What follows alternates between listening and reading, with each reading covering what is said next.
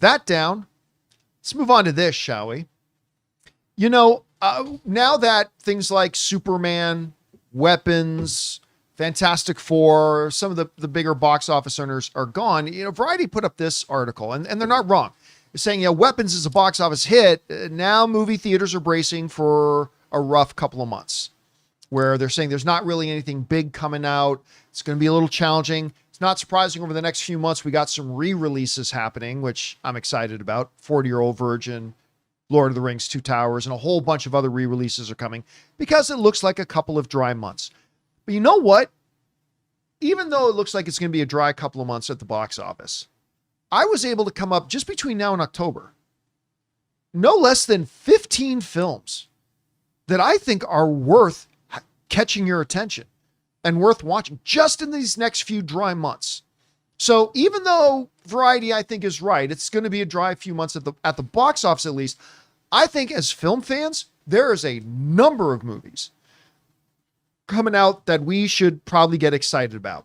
So I'm going to list off these 15. These are only in order of when they're coming out. First up, coming out on August 29th, Caught Stealing.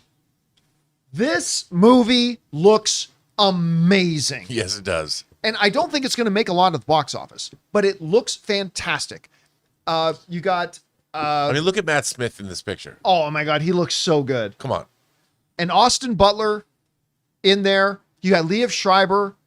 You got Kingpin. I mean... Zoe Kravitz. Oh, that's right. Zoe Kravitz is in it too. I totally forgot about that. This looks amazing. The previews they showed us down at CinemaCon back in April were great. The trailers that have come out since then have been fantastic. This looks great. This is coming out August 29th. Also coming out August 29th that I'm extremely excited about, and they are not promoting it at all. No. The Roses with Benedict Cumberbatch. And by the way, I feel safe in saying this now. In the discussion of the greatest actresses of all time, Olivia Colman. I'm not saying she's the greatest actress of all time, but I think the last 10 years, she has put herself in the conversation. She's one of the best actresses. She's incredible and amazingly versatile. Oh, incredibly versatile. I'm going to put her in that conversation as like one of the best women to ever do it. But anyway, this is their rendition of War of the Roses. They showed us a preview for this at CinemaCon. I laughed my ass off. Yeah. The whole time through. And what's the girl's name from Saturday Night Live who's in this? I forget her name. Yeah. But anyway, there's one of the girls from Saturday Night. I don't think she's on Saturday Night Live anymore, but she's one of the people in it, and there's this conversation. Kate McKinnon. Thank you. Jason in the live chat comes brought through. it up there. There's this scene. Oh, Andy Samberg's in it. Yeah, Andy Samberg, I think, plays her husband. Ah. But there's this scene they showed us, and I'm going to give this joke away because it was a part of the promo, but it's not in the regular trailers because it'd be red band. But Kate McKinnon and Andy Samberg are married, and Benedict Cumberbatch is going through a rough time, whatever. So Andy Samberg and her, Kate McKinnon, are talking to Benedict Cumberbatch, and like, hey, listen, man, we're here for you. And she's like, she rubs his arm, says like, and looks at him kind of dreamy. He's like, yeah, we're here for whatever you need. And then she leans a little closer. I will fuck you. And it's just like, I remember the whole auditorium at CinemaCon erupted in laughter. The delivery was the delivery that only Kate McKinnon could do. Anyway, I really think you guys should be looking forward to this. I think this is going to be great. It's called The Roses, coming out the same day as Caught Stealing. That's going to be a good weekend on August 29th. All right. September 5th. This is one of the only limited release ones I put on the list, but I talked about this the other day. There's this little movie with Zoe Deutsch. How do you pronounce the last name? Zoe Deutsch. Howard Deutsch's daughter. Howard Deutsch and Leah Thompson's daughter. That's right. Called The Threesome. We talked about this trailer the other day. It's this little independent film that came out of nowhere. And not only because it looks sexy and all, but it looks legitimately funny and heartwarming. Basic premise. And hilarious. Guy and these two girls have a threesome one night, and both the girls get pregnant on the same night. And it looks really... Could happen. It can happen. There's the joke in it. You have the world's most powerful sperm, but it It really looks heartwarming and it really looks hilarious. And if you've not seen the trailer for it yet, I highly recommend you do. That comes out on September 5th. Coming out September 12th. You'd think it's not made for me, but Downton Abbey, the grand finale. Listen, I'm obviously not the target audience for Downton Abbey, but I've seen the other Downton Abbey films and I think they're really well done. Yeah. I think they're good, solid movies. Now, I'm not the target audience, but if you're anything like my wife, Anne, who is ludicrously in love with that whole series, that comes out. It's the grand finale of the whole thing. That comes out September 12th. Also coming out September 12th. Oh, yeah. Something both Rob and I have been salivating for ever since CinemaCon when they showed us the first presentation for Well, it. in my case, John, for 45 years. Or for 45 Literally, years. for 45 years. Mark Hamill starring in The Long Walk. This, I think, is going to rule. And Rob, you were just telling me you've just been reading the first bunch of reactions. The and reviews reactions, to it. yeah, I think they were on Hollywood Reporter last night, and it's not surprising to me because, I think Francis Lawrence is one of the underrated directors. He's very good. And, he made his mark with Constantine, which is a way better movie than, I know it was very different from the comic. I was a huge fan of the comic. But that movie was visually incredibly stylish, beautifully done. I mean, yeah, he ended up doing 2 Hunger Games movies. He did like Water for Elephants and all that. But this is, he's got J.T. Molinar wrote the script. Is that how I pronounce his name? And this is one of the Bachman books, the second Bachman book that was originally published in 1979. Stephen King published it under a pseudonym. I read the book in junior high school in the 7th grade. It was kind of a cult novel. And it was one of 2 books in my entire life I ever missed school for. I sat in my library. You're not supposed to in junior high school miss school and sit in the library and read. I did that with 2 books. One was this book and the other was Ayn Rand's Anthem, or Ayn Rand's Anthem. I've read this book 20 times. Jeez. I love this story. This story is brutal. I mean, and when people read this, they're going to be like, "Oh, this is a ripoff of the Hunger Games, or this is a ripoff This of came out before. Battle Royale." Like, this oh was no, around first. The 10th Victim and The Long Walk are the beginning of this whole genre. This book is incredible. The response that everybody had to this movie, Frank Darabont owned this script or owned the rights to this for the longest time. Somehow Roy Lee, the greatest producer of genre material ever, maybe. I mean, he has Weapons out already. He's got Long Walk next month. He's having a pretty good year. He's eating good. But this story is one of the more compelling stories, and this movie's going to upset people. It's going to upset you. It is not something for the faint of heart, but people are saying how great this is. I can't wait And to by see the this way, movie. I cannot wait. This could be a very, very good year because Mark Hamill was so good in The Life of Chuck. Another King adaptation. Another King adaptation. He was so good in that, and he looks great in this. So there you go. So that is The Long Walk coming out on September 12th. Coming out on September 26th, Leonardo DiCaprio's One Battle After Another. I'll tell you what, I did not love the first trailer to this. No. Yeah. I watched the first trailer and it was like, oh my God, One Battle After Another. I'm like, if that wasn't Leonardo DiCaprio's face on there, and who's the director of it again? I was just Paul thinking, Thomas Anderson? Yeah, Paul Thomas Anderson. If it wasn't Paul Thomas Anderson's name on the credit, you would not be talking about this trailer. This is not that good of a trailer. No. But then the next trailer came out and the one after that. And I'm like, okay, now I see where they're going. And it looks great. So One Battle After Another, that comes out on September 26th.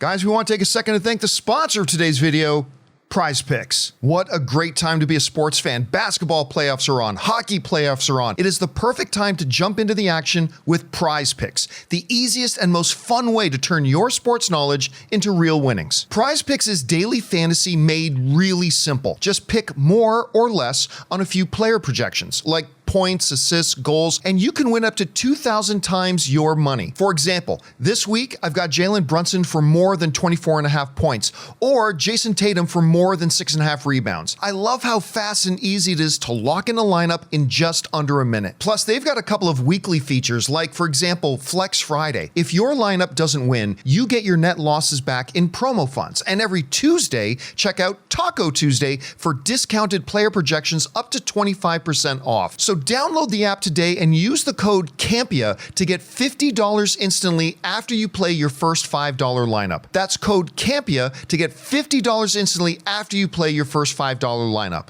PrizePicks, run your game. On October 3rd, one of the most interesting films of the year to me, Good Boy. Oh, I can't wait. Did you see the trailer I that did. dropped? Yes.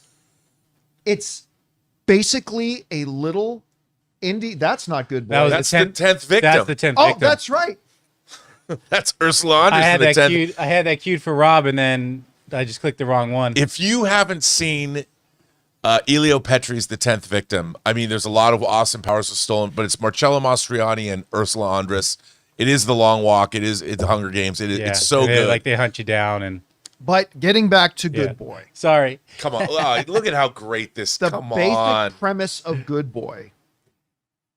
It's a little supernatural horror told from the perspective of the dog.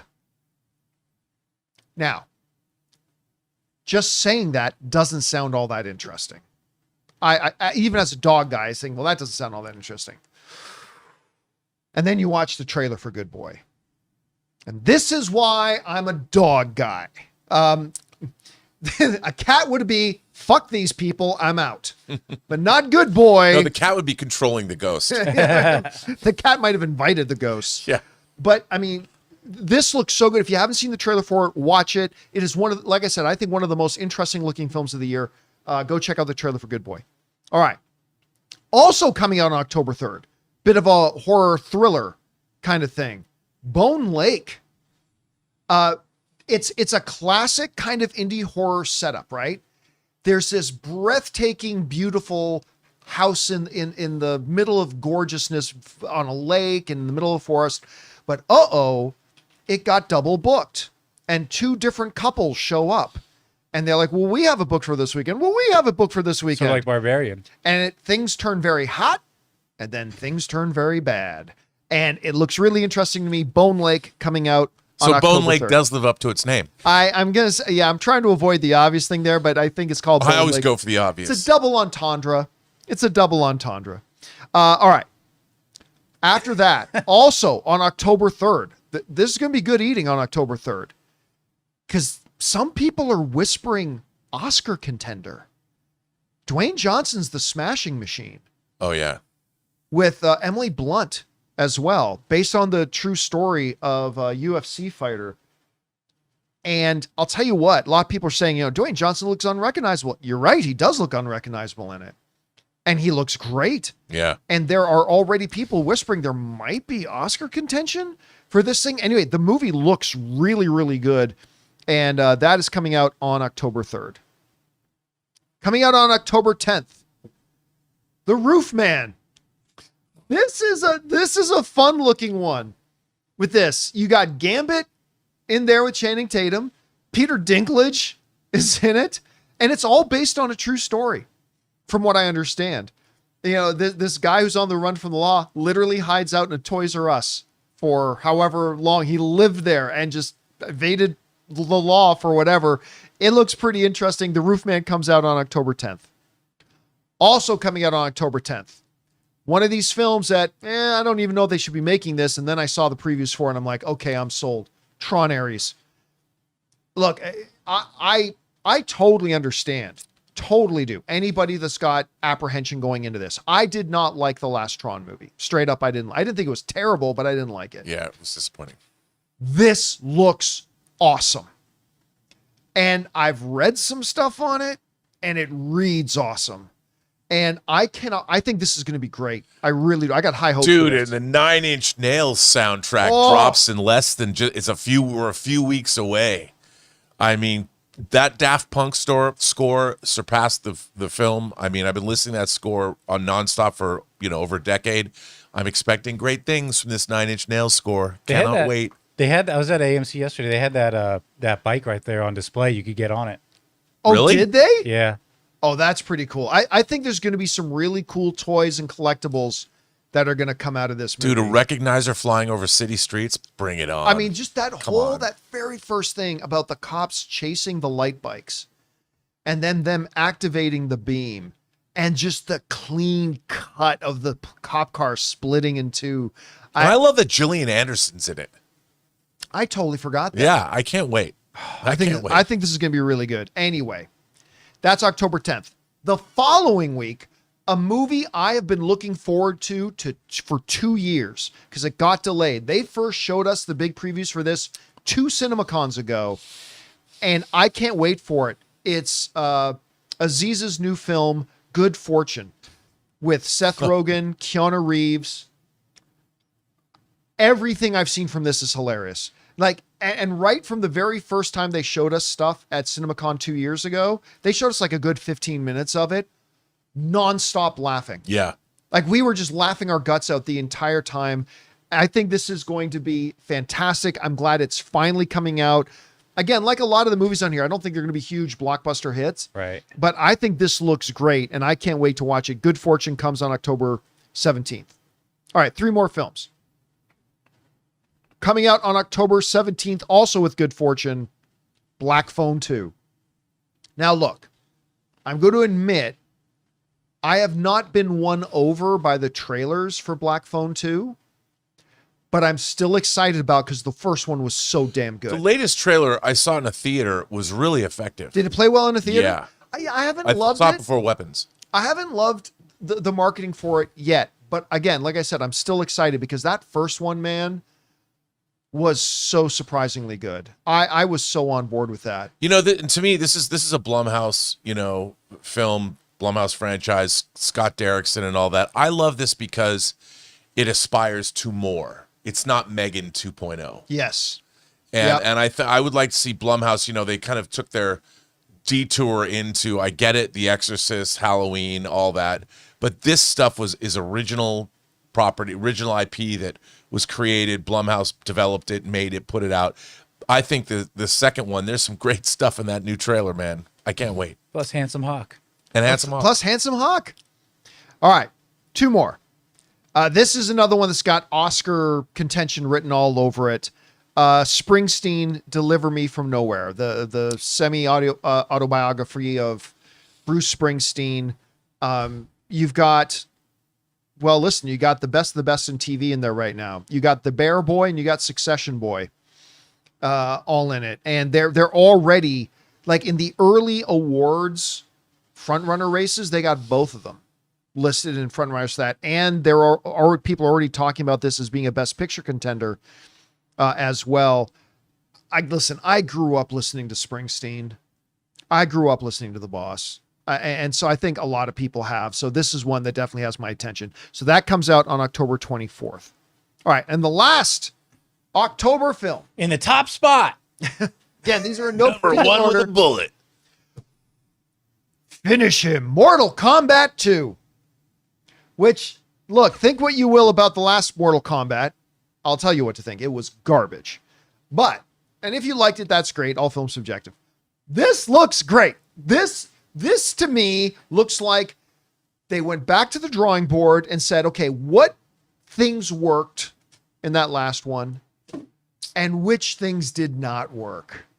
Now let's double down on the things that worked and let's pull back on the things that didn't. And it looks like the result is Mortal Kombat 2. Again, I thought the trailers for the first one looked really fun. It didn't end up being good, but these trailers look great.